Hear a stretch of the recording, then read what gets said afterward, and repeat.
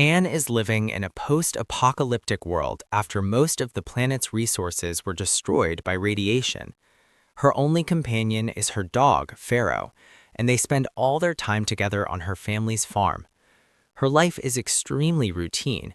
Most of her days are spent gathering food and setting traps for stray animals. You're watching Cine Digest, and this is Movie Recapped. Don't forget to hit that like button and subscribe for more awesome stories. One day, she finds a truck on an old road and gets curious about what's inside. She and Pharaoh hear footsteps in the distance, so they hide by the roadside and see someone wearing a hazmat suit. They watch him until he reveals himself. It turns out the man inside the suit is another survivor named John Loomis, an engineer. After making sure the area isn't contaminated with radiation, John takes off the suit and feels relieved to finally breathe clean air. Anne and Pharaoh follow him to a nearby waterfall where John jumps in to bathe, knowing the water is contaminated. Anne tries to stop him and tells him to get out, but he's startled by her presence, points a gun at her, and fires in another direction, thinking she's a threat. In the end, John listens to Anne and gets out of the water, but the contamination immediately weakens him, so he rushes to his truck to get medicine. With Anne's help, John regains his strength after injecting the drug. She not only washes him, but also welcomes him into her home. While he's resting, Anne goes through his truck and finds photos of him with a woman who might be his wife. Days pass with John bedridden, and Anne makes sure he gets all the care he needs. One night, she hears him having a nightmare and goes into his room to calm him while he sleeps. His condition worsens day by day, and she stays by his side with compassion, sincerely praying for his recovery and wishing from her heart that he'll stay with her. Strangely, John's health slowly begins to improve, and he becomes part of Anne's rural life. The two talk humbly about their lives before the apocalypse, and Anne shows him her family photo album. She tells him she ended up alone after the rest of her family went searching for other survivors and never came back, especially her younger brother, whom she was very close to, and she shows John his photo as an engineer. John assumes Anne's farm was protected from radiation because of the surrounding rocky hills and favorable weather patterns. After that conversation, Anne hugs him, something she hasn't done in a very long time. The next day, John starts working around the farm and notices an old tractor. Anne tells him she ran out of gas last year and hasn't used it since. John teaches her how to manually siphon gas from a nearby abandoned station. Using his mechanical knowledge, Anne follows his written instructions and eventually succeeds, and the old tractor starts running. At dinner, John notices how Christian and religious Anne is. He tells her about his journey before arriving, saying he lived underground at a depth of a mile, but left because he couldn't stand living without seeing the sun. Later, Anne asks him about his wife after seeing the photos, and he tells her she's just someone from the past. That night, the two feel a growing attraction to each other, but buried a feeling. They spend the next day by the pond, where Anne serves him fresh fish, something he hasn't eaten in a long time. While eating, John talks about a winter when he almost froze and starved to death because of a broken generator and being unable to store food. When he finds out she has a generator, he offers to fix it.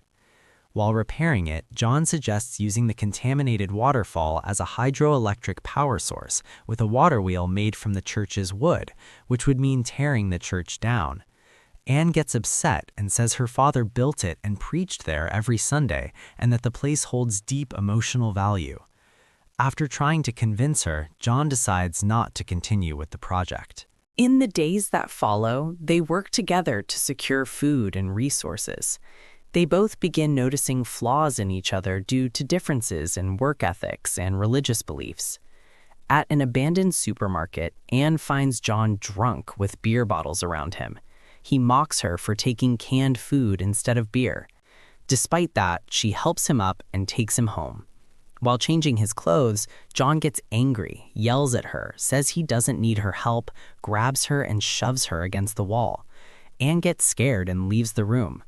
The next morning, John sincerely apologizes and she forgives him, and they continue working as if nothing happened. At dinner, Anne surprises John with a bottle of wine, and they drink together. After a while, they start dancing in the living room. The moment becomes intimate and leads to their first kiss. They go upstairs and are about to get closer, but John hesitates and says a relationship would change everything and that they need more time to get to know each other. One day, while checking the farm, Anne notices changes in the traps and that Pharaoh is unusually happy. The dog runs off, and when she follows him, a third survivor appears, named Caleb. It's clear Pharaoh has befriended him and that he's been staying on the farm for days. He asks for a drink of water, and when he enters the house, he's surprised to see John holding a rifle. Anne calms things down and introduces them. Caleb says he walked 50 miles from a mine searching for food. They welcome him, but John insists he sleep outside for a while because of radiation concerns. Anne can't stand leaving anyone outside, so she lets him stay inside. The three have dinner together and talk about the horrors of the apocalypse. John tells them he once met a sick young man who begged him to kill him out of mercy, and he did. Caleb talks about a terrifying experience in the mine. After dinner, Anne gives Caleb a tour of the house, and John feels jealous and warns her about him. The argument escalates to the young man John mentioned, and John admits that the man was Anne's missing brother. Anne is shocked and can't even speak. The next day, John and Caleb go hunting for a turkey. Caleb hints at his spiritual connection with Anne and suggests a light-hearted bet over her love. They reach the waterfall, and John explains the water wheel project. At dinner, Caleb brings it up, and Anne says she's willing to tear down the church. John is stunned, but under Caleb's pressure, she agrees. The next day, they begin demolishing the church. Anne and Caleb grow closer, and John notices. After work, Anne and Caleb walk through the forest and enter a cave where they talk about their faith. They return to find John far ahead in the work. The project gives them hope. At night, John asks to speak with Anne privately and tells her he's okay with her being with Caleb, but she's confused by his words and leaves the room. After days of work, they celebrate, drink, and go down to the pond. Later, John drunkenly confesses his love for Anne. She takes his hand and helps him to bed. After that, she goes to Caleb, enters his room, and they make love. In the morning, tension rises. John understands what happened. They continue installing the water wheel. While working, Caleb slips, and John saves him once, then lets him fall. John returns home and tells Anne that Caleb left the place. Anne runs to look for him but can't find him anywhere. John stands by the waterfall, staring down. Days later, the electricity comes back on. Anne is overjoyed and plays the organ. John hears her and applauds, clearly burdened with guilt. The film is full of religious symbolism, resembling the story of Adam and Eve and Cain and Abel.